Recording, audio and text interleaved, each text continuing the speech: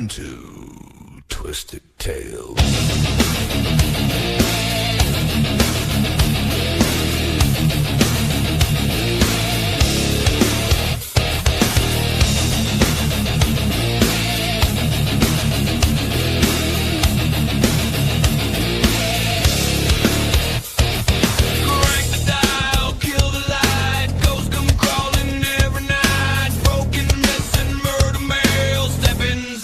Twisted Tales, Twisted Tales, blood and bones and no trails. Twisted Tales, true got teeth and drags their nails. Urban riding back road sin, dead men talking through the wind. Cursed objects kill alone. Once you hear it, you want more. No fairy dust, no happy end, just how the nightmare really went. Turn it up.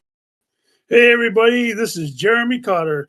Episode 4 of Twisted Tales, and tonight I have a guest I've been looking forward to talking to for a long time, a good close personal friend of mine. He is the head of the Warner Paranormal Preservation Society as well as the Warner Paranormal Explorers, Mr. Matt Warner. Welcome, Matt Warner, to Twisted Tales.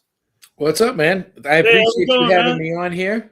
It's a pleasure. Thank you for taking time out of your busy schedule. I know you're a very, very busy man. You got a lot of stuff going on, and I like having you on this evening. It's been a long time since we've had a chance to sit here and talk about all things paranormal and horror and everything else that goes along with it. So, so I usually like to start the show with get a little background on how'd you get involved with the paranormal in the first place? A little bit of backstory.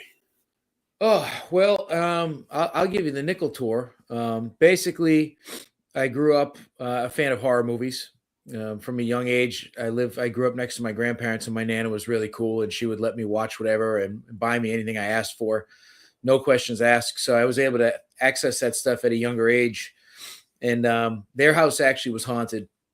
Oh wow! I never had any personal experiences in their house, but I grew up in a family that accepted ghosts as a real thing, and it wasn't hush hush or you're crazy. So I was very open minded from a young age when it came to that stuff. So. Fortunately, I've grown up around it, and I kind of never looked back. I guess it was always part of it. They go hand in hand with horror. Anybody that likes horror, I feel like, likes the ghost stuff too, because they're kind of the same, No, I definitely agree with you, man. I mean, you've been doing this for a long time, with almost 2 decades worth of experience dealing with the paranormal and all sorts of different hauntings and. Even longer now, man. I'm getting old. Oh man, trust me, I understand how that feels. That's for sure, especially with this New England cold weather the way that it's been. So, when was your first actual paranormal experience? My first paranormal experience. Shit. I'm just trying to share this out to people at the same time. It's all good. First paranormal experience. Let me see here. I mean, I remember like being young and having like odd things happen that I couldn't really explain. Yeah. Feelings and things like that. But I remember one of the earliest memories I have, and this isn't that young, but I was a teenager at the time, and I had just moved bedrooms at my house, and it wasn't quite fully set up yet because I was like rushing to get in there. I'd been painting and then like moving some crap in, and I didn't have it all fully set up yet. But it was late night, and I was watching TV, and the TV wasn't directly in front of me. It was like off to the side, like angled. So you had to kind of like watch it like that. And I forget what I was watching, just watching a movie or something. And all of a sudden, like on the screen, a silver like face appeared in the screen. It wasn't the whole screen, but it was in like the bottom corner. And it was looking directly at me, which was crazy because it wasn't in front of me. It was off to the side, but its focus was on me. And I was like, dude, what the hell is that? And I like kind of blinked a little bit, and it kept looking at me. I just shut the TV off. I was like, I don't know what's going on. And I just chalked it up as to being, kind of tired. And at that point I had been absorbing as much paranormal stuff as I could between books and the TV shows that were now finally out and things like that. So I was fully immersed in everything when it came to that. So I wasn't unsure of what I saw, but I also couldn't explain it. So it just further led me to keep looking into things. And now, a million years later, I realize it's probably just the early onset of the spirits trying to find me, because I'm a magnet for spirit activity. So I think they could sense that a long time before I knew anything was going on with me. So, well, that definitely makes sense. Once you start getting the bug and you start getting a lot of interactions. So what made you get into the actual paranormal investigating part of the paranormal? I mean, you've had your experiences when you were younger as a child, but when did you actually get into the investigating part, like going into different locations and stuff like that? So I started. I remember. It goes back to the books and stuff like that, and then the advent of the TV shows. Like the first shows were like sightings. This was before the ghost hunting shows. It was like sightings, which was primarily alien stuff. But then they would have every year Unsolved Mysteries would do their Halloween special, and it'd be on ghosts and things like that. And then the paranormal ghost hunting shows came out, and it's like, holy shit, like this is a thing. People can do this stuff. So I took it a little more seriously. I was like, all right, I'm not the only weirdo on the block that likes this stuff. And I would research and read books and things like that. And I would try to go and check out any places near me locally. And, at the time I didn't know I was, investigating, but that's exactly what I was doing. I just didn't have the means that we have today, which honestly was better, because most of the crap we use today is absolute crap anyways, and not doing anything. So, you start using your senses because it's all you know at that point in time. And Christ, this was before cell phones existed. So I really didn't have anything. I was just, raw dogging it. And it's such a more pure experience. And that's kind of why I'm much closer to that side of investigating styles now than I ever was. Even like the old school tape deck, we had to press the record button and the play button at the same time and play with on the cassettes and stuff like that. And yep, I still have one of those. I actually found one at a flea market last year. I bought it just in case we ever do any more investigating. I actually want to try to use the old school methods like that, because absolutely, it's really cool. Mm-hmm. Yeah. So I think you and I first met 2018.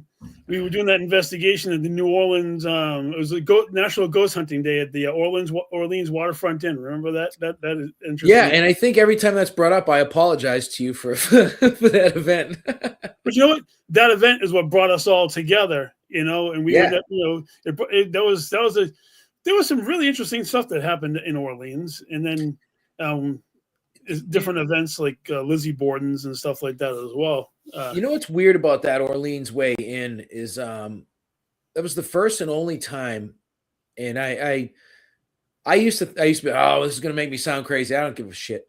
I think that I had a pre-attachment before we went to that investigation, and for whatever reason that day I was really, really on edge, and I was really like just full of piss and vinegar. I was angry that day. And by the time we had gotten down there, this isn't like me. This wasn't like me. It isn't like me now. I was like, I need a drink before I go here. Now, I used to like to have a couple drinks before public speaking because that shit used to scare me and I hated it. And I had to do it and it loosened me up. But investigation wise, it was never a thing. And I remember I went to the liquor store right near the Orleans Way Inn and I got a half pint of Southern Comfort. And we pulled into the parking lot and I chugged the entire thing. And I've never drank that way before, but I plowed the whole thing and it didn't even affect me the way it should have. And, on we went. But as as we learned more throughout the night, like, the supposed hanging and whatnot in the bell tower or whatever that thing was, like the guy was an alcoholic. I truly believe that like his spirit, like came to me prior to that event. And that's kind of what created that reason. But that whole event was just a cluster F. You know what I mean? There was a lot of weird things going on. No, I definitely agree. I got a chance to meet a lot of new people that they hadn't interacted with before, who I consider part of my paranormal family, like you guys and Russ and Nicole and everybody else at that point. And so I know you were with a previous organization at that point, and there's no need to drudge up all of that happiness. But so when did you start the birth of the Warner Paranormal Explorers? So Warner Paranormal Explorers, that started in it was November of 2019. Okay. Yeah, that was when I had the idea. I said, all right, you know what? Like I know enough, and I'm an Aries, so I'm naturally a leader. It's just something that I take on. I'm not a bossy type of person, but I just take charge and get things done because that's how I roll. So I knew that I was capable of doing my own thing. Yeah. I knew what I was doing clearly, and I had a lot of good connections and a lot of good people that I like to hang out and do shit with. So I was like, why not, birth my own thing? And that's when the Warner Paranormal Explorers came to be. Yeah, I mean, like I said, hey, I got the sweatshirt right here. Oh yeah, you do. Much appreciated. Oh, of course. It was a good time, and then I know from there you spawned the Warner Paranormal Preservation Society. Correct. And that was what, 2021, 2022. That started in 2022. 2022? The idea was born in 2021 when I Yeah. first started trying to get myself situated with and into Hartsuff Hall, and then 2022 is when the birth of that occurred. And That's awesome. the reason for the two separate ones, now Explorers captures more what I do. It really captures what I do because I like to just explore. I'm not always just investigating. I love to do urban exploration. I like, treasure hunting. I like all of these things. So for me, just being called a ghost hunter is such a closed off thing. So I was like, you know what, I'm going to be the Explorers because it captures everything that we were doing at the time and having fun. And at that point in time, a lot of people, the purists, I wish they were still around because the field's a joke now. But the purists were like, oh, well, you have to take everything so seriously and you have to do this. It's like, no, you don't do this. That's bullshit. Like, I do this for fun. Like, this isn't a job. No one's making real money off of this, So I love that. Hey, Lisa, I love the fact that we've been the Explorers for so long because now all these other people are trying to, add that tagline to their shit. And it's like, yeah, whatever, man. I've been doing that forever, and the separation occurred because with the Preservation Society, there was a different business model, different ending. And the whole purpose of the society that I put together was to create a collective of people that would work together to help preserve historic locations through the paranormal. And, we have Hartsuff Hall, we have the House of Hirt and Payne that I now live at. Worked out pretty well for me, I'll say. We were this close to having another location towards the tail end of last year that kind of fell through, and that's the way it goes. So I'm always keeping my ears open to places that might benefit from what I have to offer. So we're always looking, That definitely makes sense. I mean, it's always good to expand the society and help out as many places as possible. And, places that aren't really well known by a lot of people, because let's face it, some places have definitely been investigated to death. The bones have been picked pretty dry in a lot of locations, Oh yeah. Some try to reinvent themselves and it doesn't necessarily work out to their best benefit. We both know that for sure. Oh yeah, absolutely. So if you wouldn't mind, give us a little history of like the Hartsuff Hall. Like I know the place is magical, but I don't know a lot of like the background behind the hall. If you could, expand on the hall a little bit. Yeah, I know that shit better than most other things. So, Hartsuff Hall, it's in Rockland, Mass. It is my headquarters, basically my home base. Probably my absolute favorite building on this planet. And it was built in 1899 as a Grand Army of the Republic Hall, a place for Civil War veterans and their families to go for meetings and gathering spots.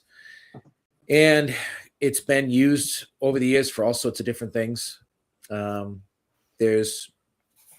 We think Oddfellows practiced there. We have reason to believe they did. We've been told otherwise, but we feel that they were practicing there at some point or another. It's been used as a day school. There's been a couple funerals, couple weddings held there. Yeah. And it's just a beautiful place. And it's one of only 5 all wooden halls left in Massachusetts. It's on the National Historic Registry of Deeds. And what's up, Bennett? And yes, the stained glass windows, they are original to the building. They were used as fundraisers to help raise the money to build the building, which in 1899 cost $10,000. And it's a 4-floor building. The basement has a rifle shooting range in it. The attic is the coolest attic I've ever seen in my whole life. And it's a wonderful place. And it is full of spirits. We have found and actively, I don't say labeled because you can't really label, but we've communicated with 6 or 7 different spirits in there more than once. So I'm pretty certain of at least 4 in that building that I communicate with almost every time. And it's been wonderful for us. What's up, Kyle? Hi, Alan. It's been wonderful for us to have this building, and to be able to just go there whenever I want, walk around is wonderful. And I'm very fortunate. I've had some of the people I look up to in the paranormal field actually been able to come through there, corroborate everything that we've seen and heard, and give it the stamp of approval. And it's great. It's one of those. It's still kind of a, hidden gem, so to speak, but it's known. Relatively unknown. Yeah. Yeah. Hey, Jess. Hey, Megan. We're getting all kinds of people in here. Look at that. Cheers to you guys. Woo Wednesday, beers and chats. Yeah, absolutely. So, no, I mean, from the experiences that I've had, the times that we were down there, it definitely is very active. I mean, I know that the rifle range, the first couple of times was very, very active when we were down there, and the ballroom upstairs with all the pictures on the walls and the attic. My God, the attic! Yeah. You walk in certain areas, you can feel them like almost breathing on you in certain areas up there. That was, the interactions that we had when we were there was definitely cool, and I'm sure that it's gotten even more interactive since we've been there. And the hall is a beautiful place. If anybody wants to get in contact with, do you still do private investigations through the hall still? Or? Oh, absolutely. Yep, we do the private rentals, and we do public events. We've got a couple of events coming up now. We're looking to book something out every month this year and have options for everybody. That's awesome, man. I mean, anybody wants to get a hold of Matt and possibly book a private event, it's definitely a place that's worth going to check out. Definitely. And then your secondary location, the House of Hirt and Payne, definitely, I've been through there, and that place definitely has some energy behind it too. If you could give us a little bit of history on the House of Hirt and Payne. Yeah. So the place that I'm sitting in right now, the House of Hirt and Payne, is actually where I live now. Because why wouldn't I live in a haunted house, but a few years back, I'm trying to think here. 6 years, maybe 7 years ago, the previous owner's mother passed away, and she was 100 years old, and she passed away in this house right on the other side of this wall in her bedroom. And we have a mutual friend. And so we went in, and he asked me, he said, hey, the previous owner, his name was Ed. He said, Ed's been waking up in the night, hearing his mother call out for him. He comes down to check on her. Obviously, she's passed away. He's freaking out. So it got to the point where he was so bothered by it, he actually took her bed out, cut it up, and threw it away because he thought the bed was haunted. Okay.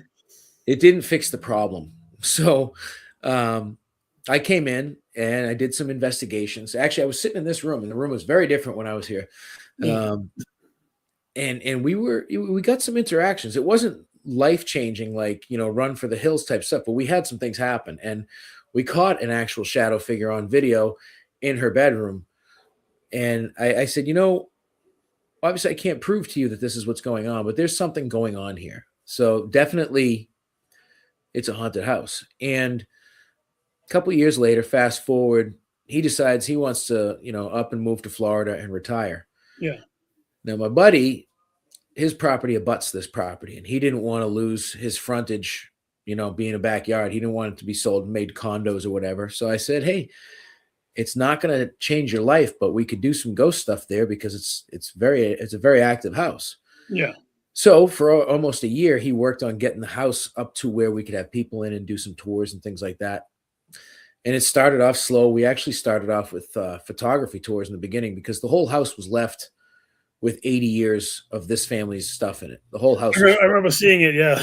Yeah. And the house itself is from 1906. There's been 4 different families that have lived here prior to me coming here. So that's a lot of stuff left behind and a lot of history. 4 people have passed away in the house. We have all their death certificates, confirming that they passed in the house, or at least that's what the death certificates say. Right. And so I was acting as like the liaison to get people to come and go and come and go. And I was at a point where I had to move out of my apartment. Oh, he sure is. I was wondering if she was going to show up or not. Didn't know if you were asleep, babe. She loves this house. She's gotten used to it. Trisha's gotten used to this place. Nice. But so I was in need of a place, and I said to my buddy, I said, if you are still up for it, I could be the living caretaker for a little bit till I find suitable living quarters and whatnot. Right. So that's what I did, and I planned to be here for a few months and kind of just like squat, basically. Yeah. I left all my shit in storage. I went and bought a ghetto IKEA bed and a little TV because I can't be without TV. Oh, no. And I will tell you, for the first 3 weeks I lived in this house, I hated every minute of it. Really? Like, I would come home and I would be so freaking scared to be here. I would sit in the kitchen with the kitchen TV on, eat my dinner, because there was no TV in the living room or anything like that. And the only other TV was up in my bedroom, which was full of old people shit. So I would basically sit in the kitchen with the TV very loud so I didn't have to hear anything. And also, I didn't her bedroom is off the kitchen, which you've been here. You realize that. So I would never look in there either. I was like, I don't want to. No, I'm not. Because I saw Dorothy 2 weeks before I moved into this house. I saw her standing in her bedroom looking at me, clear as day, like you and I do. Yeah. And that was enough for me. It didn't scare me because it was warm. And it was like, okay, I'm not mad at this, but it was weird, So what I did for that first 3 weeks, I would finish dinner, stay up as late as I could down here. I'd go up to my bedroom and I would shut that bedroom door and I would not come out of that room. Oh, Jesus. If I woke up and had to take a piss, which is every night for me, I didn't have to anymore. I wasn't going. It's like, nope, you're going back to sleep. And it took a long time for me to get used to being okay with that. Yeah. It's funny because when Trish stays over, she actually makes us shut the door. She thinks I'm a weirdo for sleeping with the door open, but I'm like, whatever. I live alone and the ghosts know not to come in here. But actually early on, one time I was laying in there after I'd gotten comfortable and I felt something come into the room. What's up, Nate? What's up, Nate? And I couldn't see it, but it was like that predator heat signature type shit going on. Yeah. And I was like, no, out of here. You're not allowed in my room. This is a safe space. Get out of my room. And I never had an issue in there again, which was good. But this house will speak to you with literal voices, but also footsteps and noises. Was the night of the Super Bowl. After everybody left, I was laying in bed and I heard some sort of commotion from my daughter's bedroom across the hall. I was like, no, absolutely not. I'm not going to check that out. See you later. Kyle has slept here twice on the couch and hadn't experienced both times. Hey, so, hey, Christy, he knows his place is pretty active too. But it's a comfortable active. It's nothing, evil or bad or anything like that. It's just energy in this house. And for the most part, I know they don't like my music. They don't really love my taste of decor, but they like me being here and they understand that I'm bringing life to the house. So it's been a good coexistence. That's definitely important, because if you're going to live in a location like that, the one or two times that I've actually walked through that house, I mean, me, I can pick up anything, and it's like, holy dear God, that one room that had the rocking horse and all the dolls on the freaking bed. Yeah. And the first time I walked by that room, the rocking horse was going back and forth on its own. Okay, that's cool. I know I'm not gonna bother you. I'm not gonna touch your stuff. That's actually Kyle's spare bedroom now when he comes down. Nice. Oh my God, no. So, so you were talking earlier when we were advertising that you have an event coming up this weekend at the hall on Valentine's Day, of all wonderful days of the year. Yep. You want to tell people about the event? So what we were figuring, all right, what can we do that makes for a different type of a date night? Or also, what if you don't have a date and you just want to go do something cool? This time of year is really hard to do anything because no one's doing anything. So I was kind of kicking the idea around with Kyle and Trish, and I said, what if we would just do a Valentine's Day ghost hunt? Nothing outrageous out of the way, Trish. What she fails to mention is that when she stays over, I have to sleep on the different side of the bed than normal, and it's the one next to the door. So I'm protecting her at all times. So she's give her a shield. Yeah, I understand that. Exactly. I'm Operation Human Shield.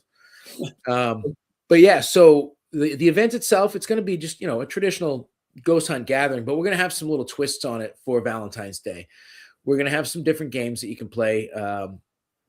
The one I'm excited for is Spin the Bottle. Unfortunately, it's not going to be to make out with anybody, but if you choose to, you can spin the bottle, and whatever card it lands on, you're going to flip over that card, and you have to do that challenge by yourself. So we're going to have different challenges. Awesome. Yeah, Dude, like, you'll have to, and we've all heard of 7 minutes in heaven. The challenge will be based around 7 minutes of solitary. So you don't know what you'll land on. There's some places in that hall I wouldn't want to spend 7 minutes on my. Yeah, exactly.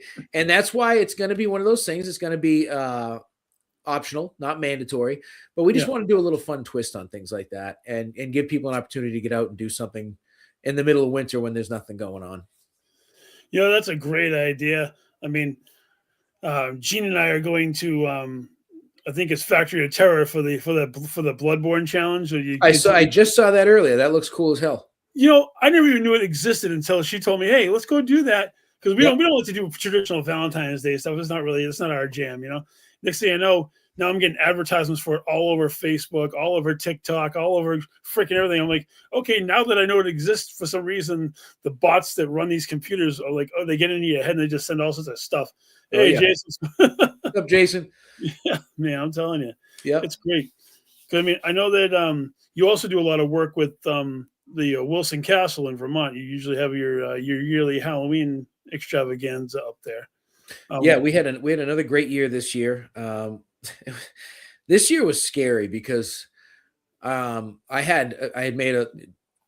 make mid-level content. I don't pretend that I'm great at much. Like I make shit that makes me smile and it's simple. I didn't grow up with technology, so I didn't have that luck, but I had made a video for Wilson Castle, and it was some of my drone footage that I had taken at one point.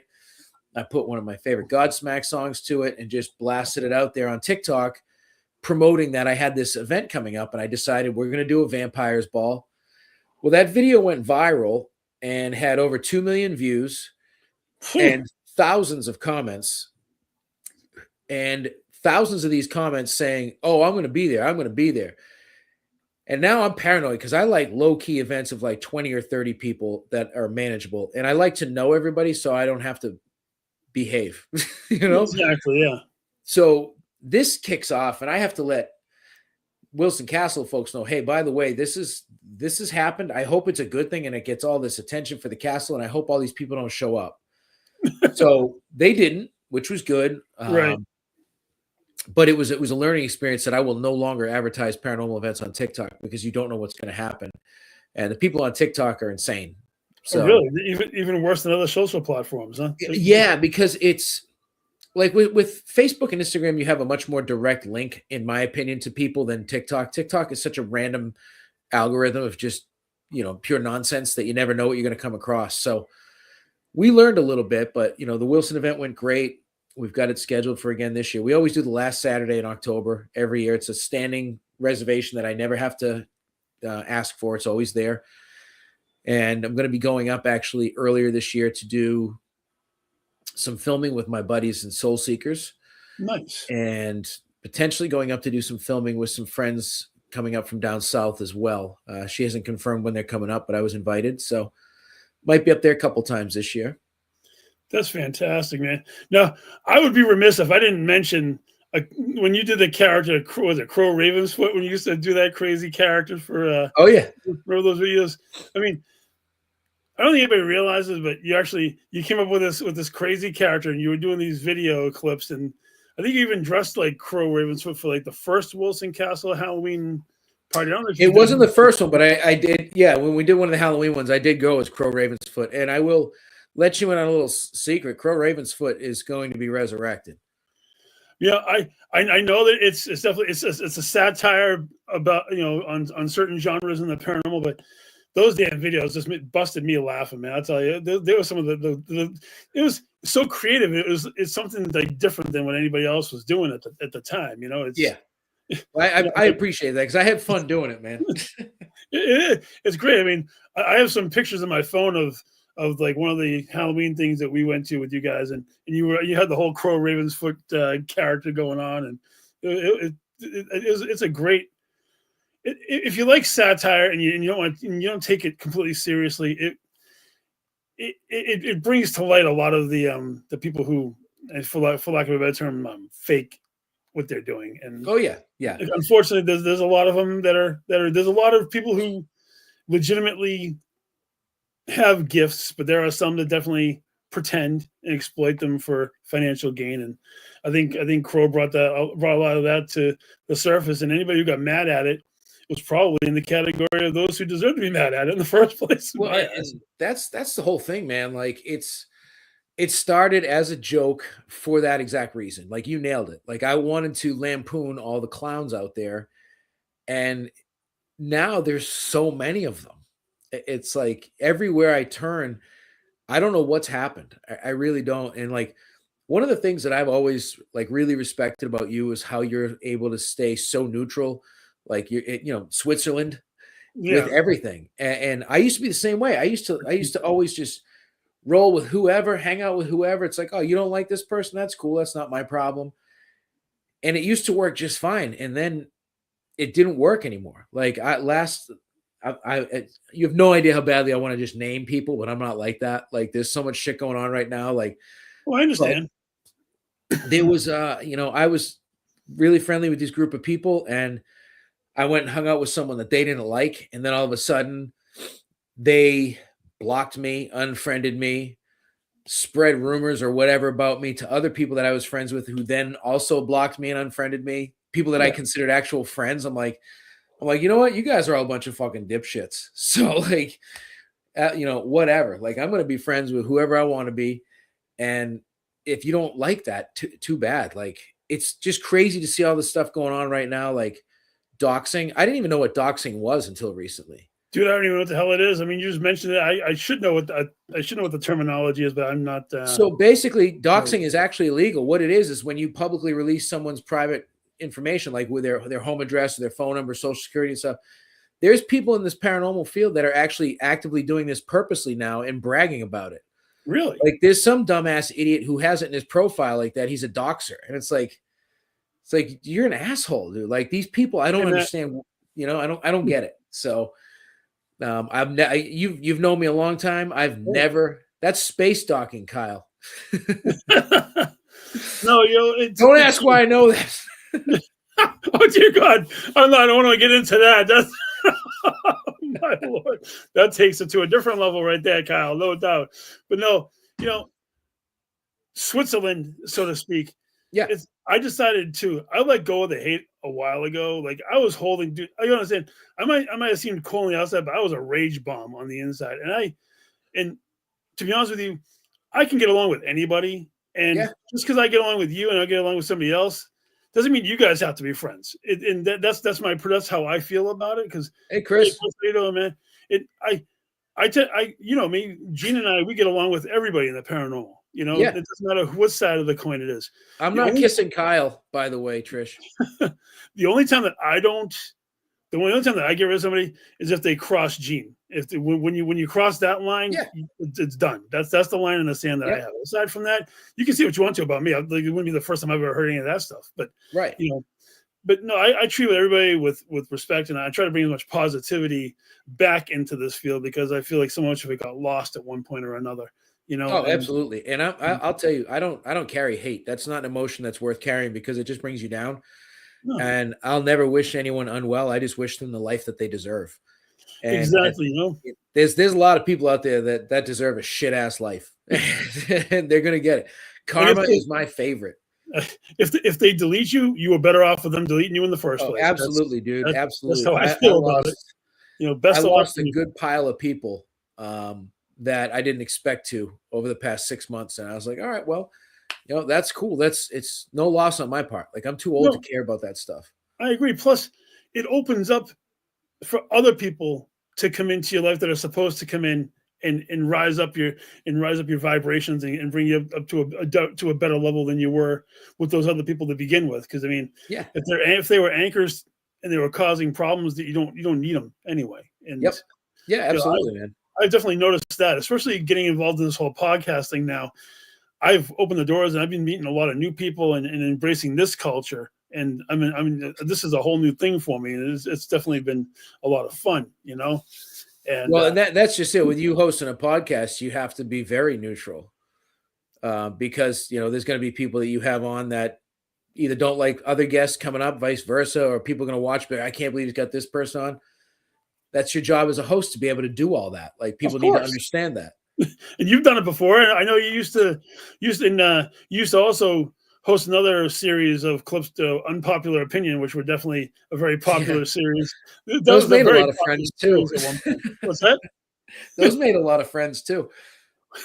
Yeah, you know what? It wasn't about think about the amount of views that those videos caught. I mean, that series of videos that you made were very, very popular, actually. Well, and you know what? It was one of those things like, and that's why I've always had my detractors, because I don't bullshit anyone. Like I've never tolerated fake crap. I don't put up with fake people.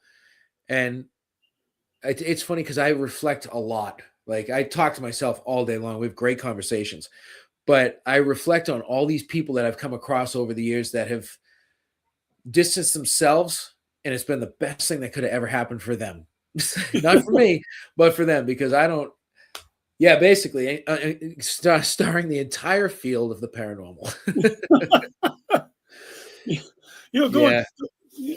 Dipping back into the paranormal a little bit. So, aside from the hall and the house of Hirt and Payne, what were some of your other favorite locations that you have investigated in over the years? Oh man, I've been to so many great places. The Detroit 6th Precinct is always going to stand out as one of my favorites, which unfortunately is no longer available. Obviously, Waverly is always going to be in my top. I've been there a bunch. Ohio State Reformatory is fantastic. Moundsville was fantastic. Oh, wow. I've actually been to like last year, my daughter and I, my oldest daughter, we went to Ireland and we were able to go to like the Hellfire Club. And wow. It's just this ruins on the top of a hill. But like I explained to her, I said, you have no idea what this means to me to be walking here right now. Then we also went to Leap Castle. Like these were two of my absolute bucket list places, and we got to go to both of them. And so, I mean, these again, it traces back to the TV shows and all the books I read and all these places that people like, oh, like these are the places. Those are the places. You know, they're fantastic. And the only place I could say that I thought was like I'm not gonna say BS, but like way over the top was Mackey's. I think Bobby Mackey's was the most overhyped place I've ever investigated, and it wasn't what they said it was, but so be it. I mean, I had experiences there, but it wasn't, you know, the portal to hell in the basement, all that crap. I didn't get that vibe from the place. It was just a shithole bar that should have been condemned. No, I mean, I definitely understand that. And you know as well as I do, just because I have an experience somewhere doesn't mean that you're going to have one. And just because you do doesn't mean that I'm going to have one. It all depends on who the spirits feel like talking to at any particular moment when you go. I mean, because you've had experiences at Lizzie Borden's just like I have. And I know some people who've gone there and been like, I had nothing all night long. And I stayed here overnight and there were no interactions at all. I'm like, wow. Because I mean, every time I go to that place was always crazy busy. Yeah. And you know, and then you get all the Conjuring House. A few times I was actually able to go to the Conjuring House before all the controversies that had happened. And recently, I mean, I had some amazing interactions at the Conjuring House too. And that place was I had stuff happen to me every time I was at the Conjuring House. I mean, I haven't been there since after Corey and Jen left. You know, it was beautiful when they were there, and I missed those days. You know, for sure. Yeah, and those days, unfortunately, are long gone. Unfortunately, yeah. I mean, I barely even follow the whatever the heck's going on through the media with it now between, you know, all the parties involved. I tend to try to avoid all the drama if possible, you know. It's not even worth being involved in because no one knows which way it's going to go and it doesn't change anything at the end of the day. You know, like it's one of those things that I'm glad I got to be there in the inception when Jen and Corey had it and get to go there all the time and hang out with them and be a part of that was fantastic. Yeah, they were awesome people. You know, I definitely miss seeing those guys. You know, it's so. I recently saw, you know, you had some videos you put up with a particular haunted doll. Now, I always get her name butchered in my brain because for some reason I get some of the letters dyslexic. There she is. This gal. Can you talk to me about her and some of the stuff that you've been sharing through TikTok with her?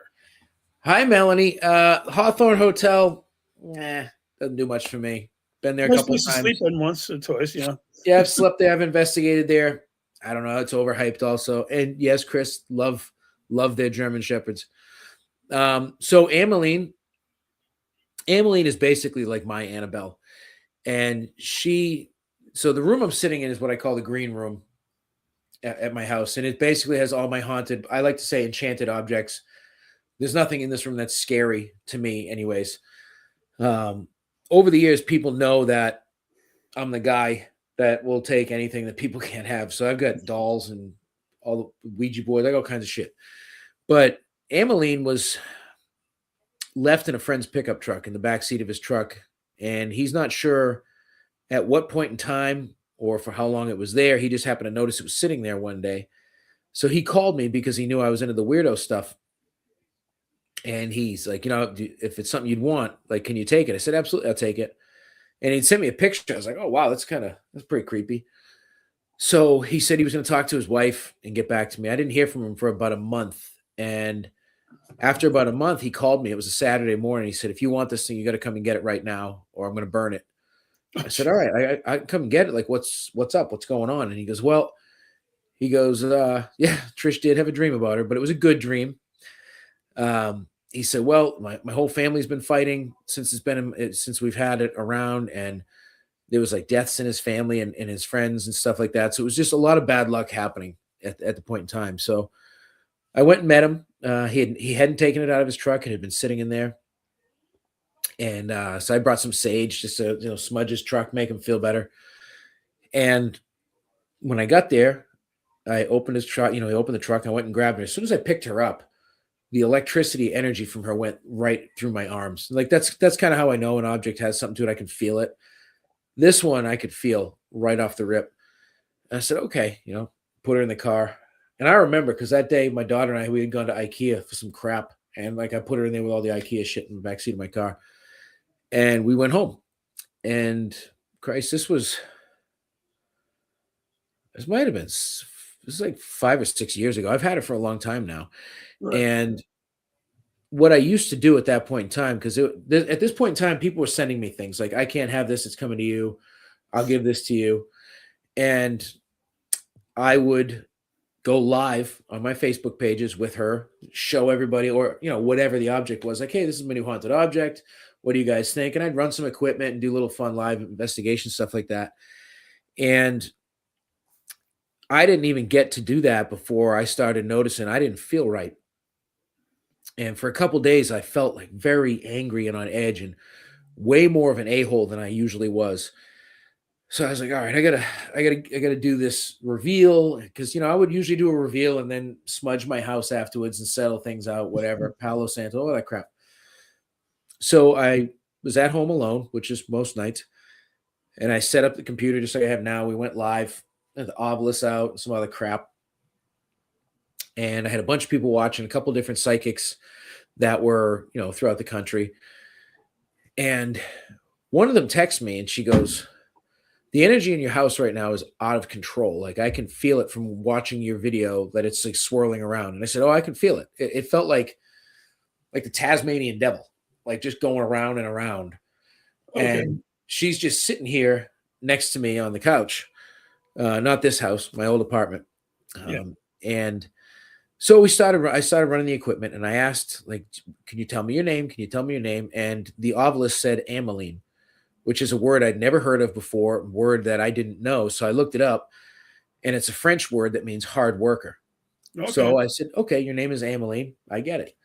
A few other things that the obelisk was spitting out was water, New Orleans, and obviously Ameline, which is French. So my first thought, I didn't say out loud, is voodoo. I'm thinking New Orleans, voodoo. Right. She has a noose around her neck. Wow. Yep. Look at that. Yeah. And it's an actual hangman's noose. And of course, I'm a guy and I'm curious and I want to take it off. And I've always wanted to take it off. And the first thing one of the psychics said was, do not take that off.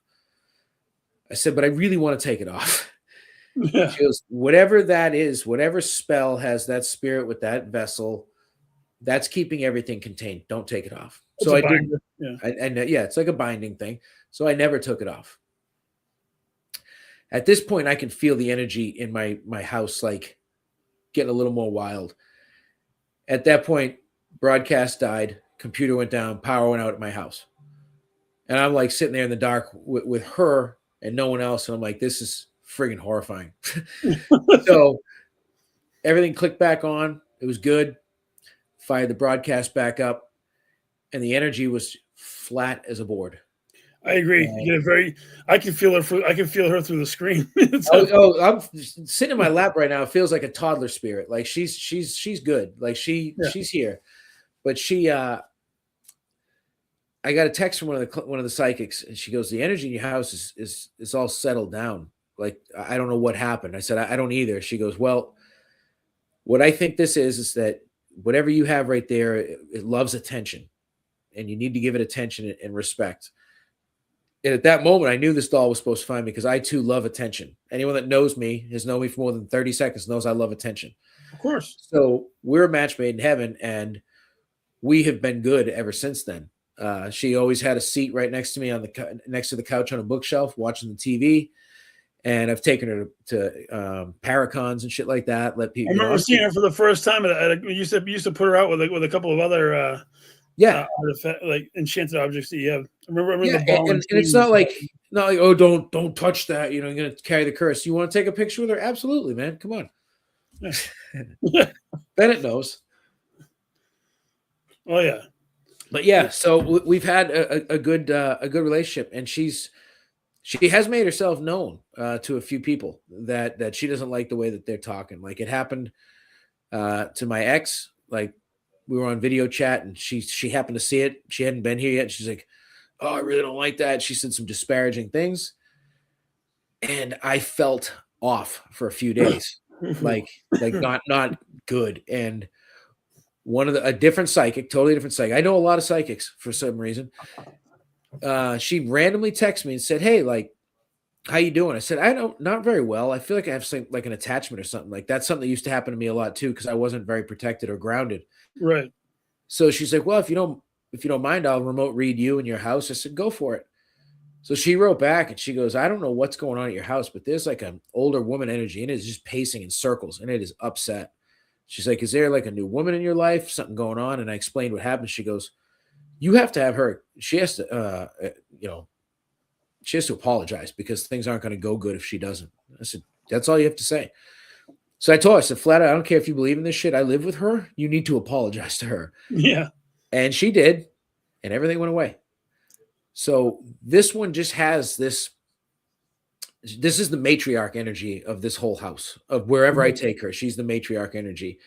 I had taken her up to Parafest, Maine a few years back. And when I got home with her that Sunday evening, she was in the tote in the Jeep, still with the rest of the stuff. Yeah. I walked into my house. I heard a man and a woman talking and a child laugh. And I live alone. Yeah. Of course. And when I brought her into the house, there was not a peep. I think all the other haunted objects were having a goddamn party while she was gone because she wasn't there to keep them held back. So it was one of those interesting things that had happened. And she's been with me since, and she will always be with me. You know, she's going to stay in the family forever. And what I did, so that same broadcast, we were trying to figure out like what this doll was. And we had some eagle-eyed viewers that were able to figure it out. And she is what's called a grannykin doll. They came out in between 1957 and 1959. Okay. And this one's name, I believe, was Karen. So just recently, because I've been looking for a long time, I found one in near perfect condition. Oh my God, what a difference. Of what she used to look like. So now she's got a twin that she sits with.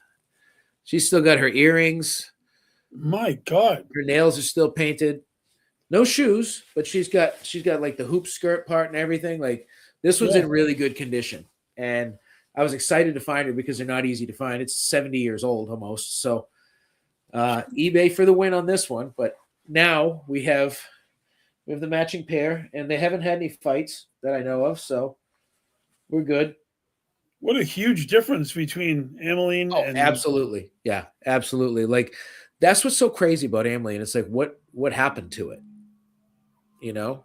Yeah.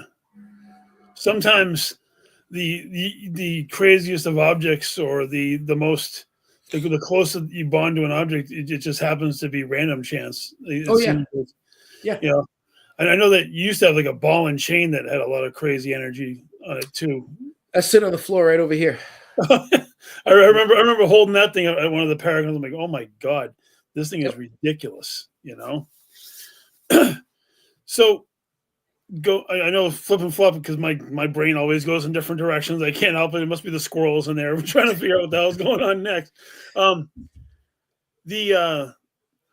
The ticket, you said you wanted to give away a couple of tickets this evening to some lucky person. How did you want to go about doing that for the Valentine's Day event? Did you Yeah, no, I have two.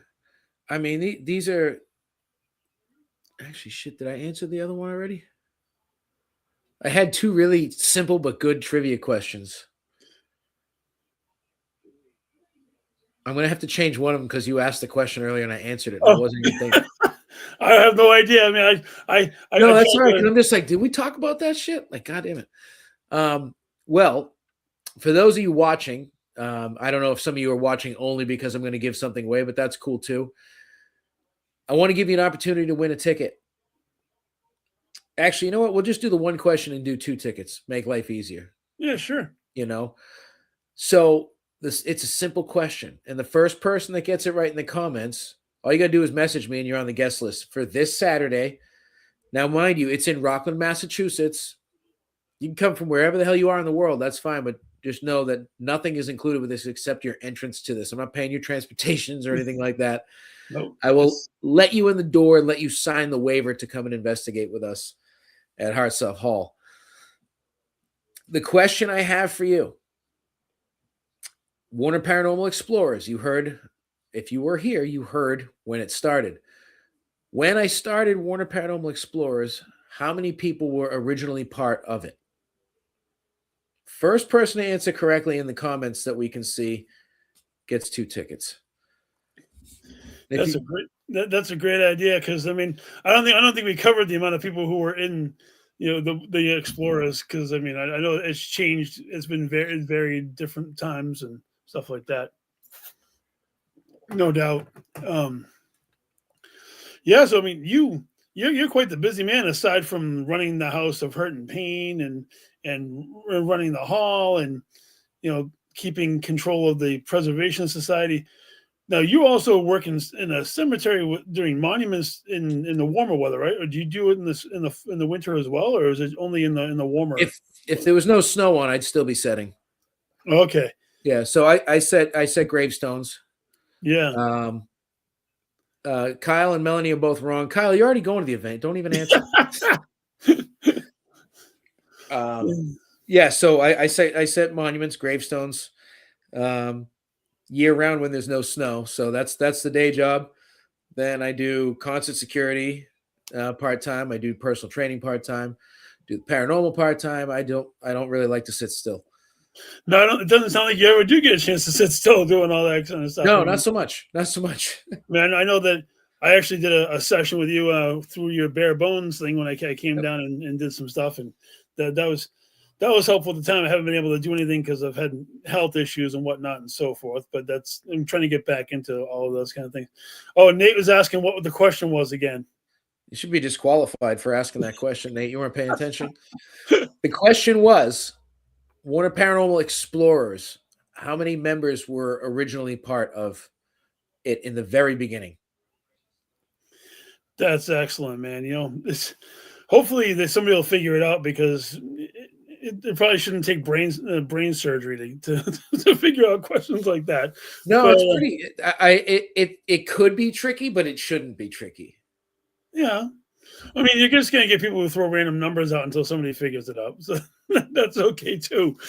Sometimes you gotta throw stuff at the wall and see what sticks. Exactly. Sorry, No, Matt. so Not right. not right. Now I know that you're a horror aficionado. Like you love the genre probably for as long as I have. What are what Wrong. is Morgan says 5. Yeah, she's wrong. So Kate's wrong. Kyle's wrong. Thank you, Christy. it's not.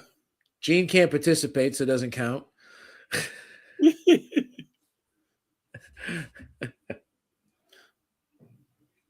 I guess it'd be 2. She said, I guess it'd be 2. Honey, we're doing something that night. Oh, my. All right, Morgan, you're correct. I can't give it to Jean because she has plans that night, and she. Oh, You are man. correct. So the original Warner Paranormal Explorers was just myself and my daughter. Nice. I remember, and I know you guys love urban exploring. I've seen all the pictures, and you guys used to, go and do all those. But I mean, it's a little too cold to be doing urbexing right now, obviously. But I'm sure if you had the opportunity, you'd probably even go out in the snow and do it because I know how much you. Well, her and I will be doing some next week. We fly over to Scotland next week for my youngest daughter, her sister's birthday. We go over every year in February, and since last year we've been doing a lot of urbex over there because there's tons of places. So we'll be doing it next week. Wow, that's cool. So one of my last questions that I love to get into because I know we're both horror people is, what is your Mount Rushmore of horror characters? Well, I mean, I've got them right here. So it's Leatherface, Michael Myers, Freddy, and Jason. Now, is it in that particular order? Like who's your favorite horror character of all time? To answer your question, Melanie, there are still a couple of tickets left. There's I think four or five tickets left. But fortunately, a guy if the ticket sales go kerplunk, But yeah, 4 or 5 tickets. No, so my order would be Leatherface edges out. What did I do? Fucking just gave away 2 tickets and I'm a shithead. God damn, can't take me anywhere. Leatherface always edges out Michael Myers just by a hair for me. I love the original Texas Chainsaw Massacre. It's my favorite. Oh God, yes. Followed so closely by the original Halloween. And Trish, Jason's next. Yeah. And then I'm going to put Freddy out of the 4 in last. And honestly, as I've gotten old, like Freddy, because of everything he's done, is up there. But I don't really think Nightmare on Elm Street movies are that great overall. Well, I mean, that's fair. There's plenty of other horror movies that I think are superior. But for classic level Mount Rushmore, those are the 4 I would put on there for sure. Well, and those are great, and pretty much all of those are Freddy's my all-time favorite. The original Nightmare on Elm Street 1984 is probably one of the things that scared the hell out of me when I was a kid. It probably was one of the greatest in my time. And the original Texas Chainsaw Massacre, the original Halloween. I don't like how the franchise went off in 14 different directions, and they want you to forget 40 years of history just for the hell of it. They kind of bothered me a little bit. The last 3 that they just didn't need to happen. No, because the directors for those don't want you to remember anything that happened after the second one all the way until their movies, and they want you to forget 40 years worth of history. And to me, that takes away a lot of it, Yeah, I mean, I did see that A24 just acquired the rights to Texas Chainsaw, and they're coming out with a movie, and they're also coming out with a TV show, which I think could be great. Although A24 likes to get really artsy fartsy, and some of this shit sucks. So I hope that doesn't happen. I don't want to be some woke version of fucking Texas Chainsaw. I don't blame you there. And like you said, the top 4 guys are the ones you have on your knuckles, obviously. And for me, my newer guy is Art the Clown. I love the whole thing with him. He brought that franchise brought back special effects in horror, like actual, like not CGI, but actually made practical effects like a thing again. I can't get into Terrifier. No, I'm going to give it a second chance, but I just couldn't get into it. I didn't. wasn't my thing. But I also like clowns don't either way for me. Like I also don't care for it, any of them. That's Pennywise, okay. any of that shit. You know, William Shatner mask with a makeover. No, it is definitely true. I mean, the original Halloween movies were definitely great. Oh yeah. You know? So I want to wrap this up by thanking you, Matt, for coming on tonight and sharing all the wisdom that you have from all these years, and showcasing the House of Hirt and Payne, as well as the Hartsuff Hall and everything you got going on with the society. And if you could just let everybody know where they can reach you, and possibly if they want to schedule a private investigation at either location, the floor is yours. Yeah, much appreciated. I appreciate you having me on. I really do. It's been great catching up with you. You can literally find me anywhere. I'm on socials everywhere. We have Warner Paranormal Explorers on all the socials, Warner Paranormal Preservation Society on all these socials, and warnerparanormal.com. We actually do have a worldwide website. We have all the information about any events that we have coming up there. And like I mentioned earlier in the broadcast, we're going to be trying to put some sort of event together every single month. We offer private rentals of Hartsuff Hall. And I do gatekeep this house because I live here. But if I know you or I trust you, I do offer private rentals of this house as well for paranormal investigation purposes. So reach out. I'm here. Love to have you guys come through. And we got a few tickets left for Valentine's Day. It's not anti-Valentine's Day because we're still celebrating love. It's just going to be with the ghosts. So we'd love to have you out. That's awesome. Everybody, this is Matt Warner. I am Jeremy Cotter. Thank you for episode 4 of Twisted Tales, and I'm looking forward to seeing you guys next time. Gwen, you want to take us out? I appreciate it. Yeah, Matt.